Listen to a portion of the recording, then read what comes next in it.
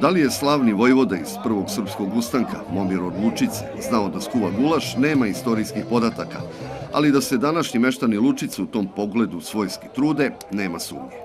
Ovo je prijateljski gulaš, drugarski gulaš, da bude za sve prijatelje naše. Gulašijada u Lučici nastala je pre 4 godine. U početku, u pripremanju gulaša, nadmetali su se sami meštani, a onda se takmičenje pročulo, pa se i broj učesnika znatno povećao. Po ove godine premašili smo veći broj učesnika nego prošle godine. Prošle godine je bilo 33 ekipe, sada ima 43 ekipe. Ima iz raznih krajeva Srbije, ima iz Vojvodine, ima iz centralne Srbije, ima ovde naša okolina Braničevski okrug. Svaka ekipa došla je sa svojim receptom, a neki su u srpski gulaš umešali i egzotične kuhinje poput indijske. Čemu palmino lišće u srpski gulaš? Daje mu slatkast ukus.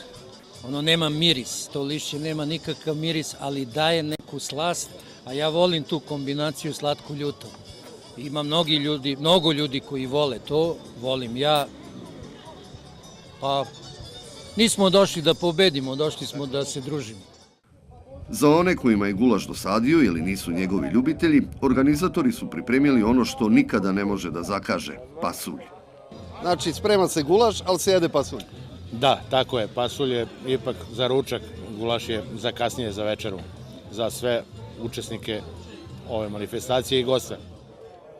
Gde se jede, mora i da se popije, tako da su se pojedinci baš dobro opremili za takve situacije. Pre gulaša ide rakija. Zna se prvo jedna rakijica, pa posle gulaš i tako dalje. Sve te kalorije iz gulaša morale su negdje da se istroše. Zato je u okviru Lučičke gulašijade organizovano i takmičenje u skoku dalje i na vlačenju konopca.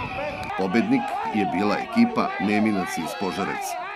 Nije samo od gulaša, malo da se potroše kalorije od prethodnih dana. Juče je bio vikend isto, malo se više jelo i pilo, pa bi valjalo ovako da to imamo češće, da organizujemo. Ekipa Meminac, osim što je pokazala da je najjača, skuvala je i najbolji gulaš. Možda i zbog toga što je u svom sastavu imala i kazan za pečenje rakije.